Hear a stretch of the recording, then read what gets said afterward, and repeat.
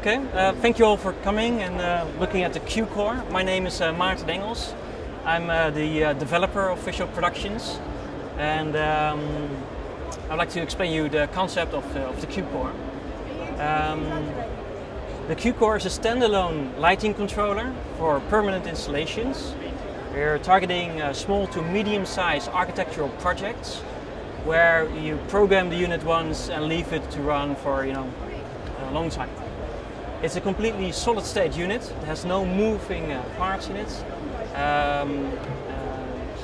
The thing is, we've been providing software-based control solutions for architectural projects over the last few years. And it was always a combination of software and a computer and some interfaces. And at the end of the day, it's always the computer who is the weakest link. Actually, we know for sure that the computer is going to break down. We just don't know when. It's maybe after a year or after 3 years. It's either a hard disk or power supply or CPU. Something breaks down, and it's that maintenance that we want to target with our solid-state controller. It has all the software to program it and to set it all up is inside the box, and we access it via browser, any browser. We optimized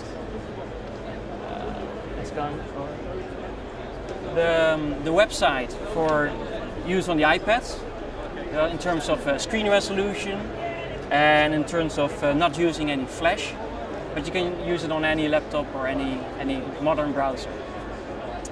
The unit has a lot of connectivity. We've got DMX inputs, we've got 2 universes of DMX outputs. We have SMPTE timecode. We have MIDI connections for in and out. We also do MIDI timecode. And we have dry contacts, our GPI port, general purpose input. And we have the Ethernet connection. And via Ethernet, we do a bunch of protocols, including ArtNet, OSC, which is a relatively new protocol. You could say where ArtNet is DMX over Ethernet, OSC is like MIDI over Ethernet. So it's really cool to interconnect systems. But also, it's very popular with making user interfaces on smartphones. By using OSC, you can make your own type of user interfaces with buttons or sliders. And you can use this as a remote control for your lighting controller.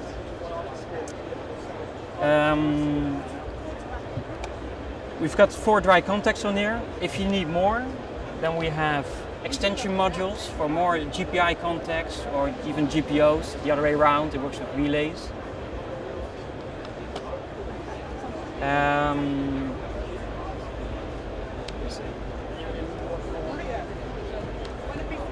And if you take a look at the browser, then you see different pages for the different control elements. We've got a page where you can program the cues, set fade times.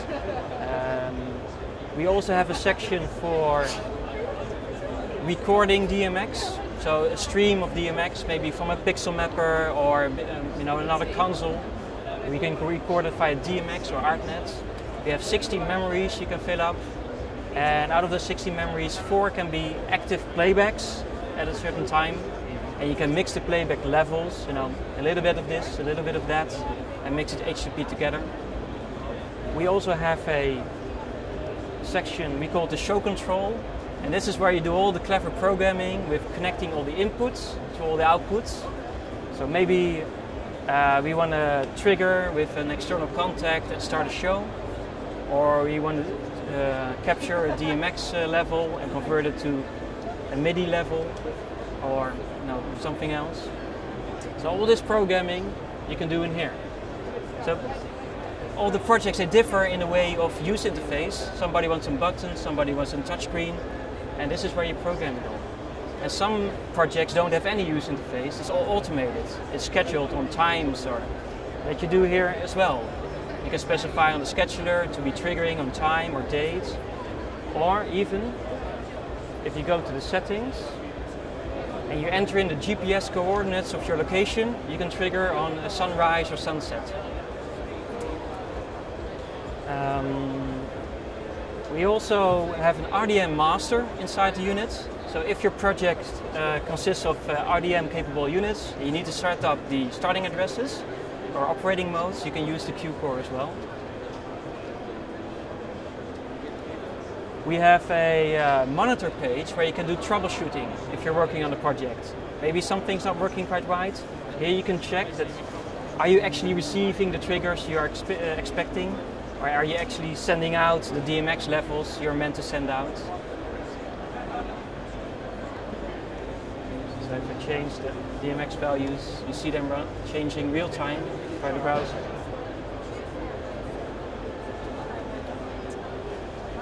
Programming or changing the settings via the browser also enables us to do it remotely. Now it's connected via Wi-Fi, but I can also connect it via the internet.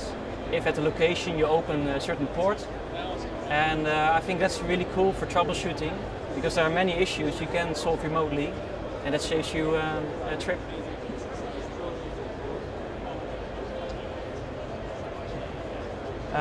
We've got the various time codes coming in. You can select which timecode protocol you're using. You can also send out time codes, so even do some conversions, or use it as a timecode master. And yeah, check all the values here. Also, in the console, you program it via the command line, which is fine for if you have a project that it consists of dimmers or LEDs. It's fine to program on the channel level. But if you have a more complex project, so maybe with intelligent lighting, then maybe it's better to connect an external console, make a whole patch, and use all the big functions, and just press the capture button, and then you've recorded the cue, set the fade time, and that's how you can build it up as well. So in a flight, this is the concept of the CueCore. Are there any questions you might have? Where do you think this will be installed? What is the typical project? I can give a few examples of the projects we've been putting it in so far. A museum, for instance, where they have lighting which needs to be via timecode synced to the video. They programmed it with a whole hog, and they used to replay, but I found it was a bit expensive to run because they have to pay rent. So we recorded the show, 40 minutes inside the CueCore, synced it via timecode, and that's the playback device they use in the museum. The general lighting in museums is usually on DALI or KNX? You can use a converter to go to DALI, that's pretty straightforward.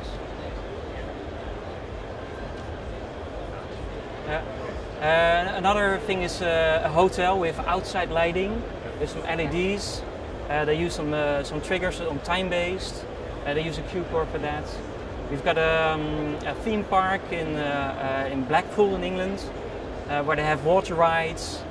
People go down the slides, they go through a sensor, it triggers the audio and video, audio and lighting, and we take care of the lighting via the CueCore. Can you show us the timeline? The timeline? Yeah, so if I want to do events like for Monday, I might want to have one particular Yes. scene. Yeah. I go to Thursday in the month, upload something. I go to the show control. Here I have my scheduler list where I can do all my scheduled events. So I can add an action.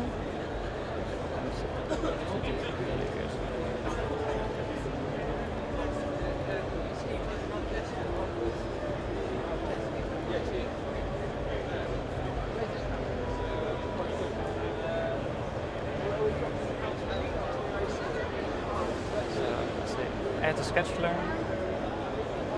Add action, as I edit. So the first thing I need to decide, am I going to trigger on a weekday and time, so Monday, Tuesday?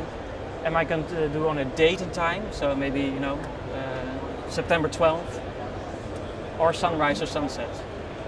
So let's say do a weekday in time, and then I specify the actual trigger.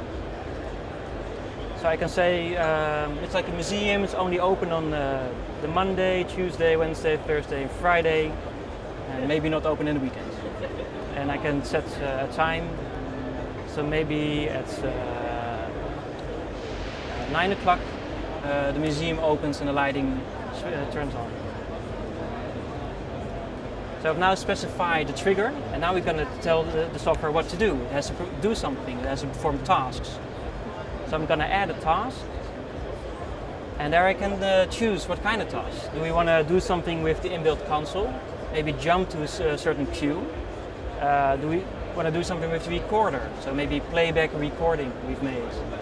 Or set just a DMX channel or send out a MIDI channel to maybe switch an external equipment. That's what we can do here. So for instance, the console. So one of the tasks could be that I would like to jump to queue number 5. And that's what happens every weekday on Monday, 9 o'clock.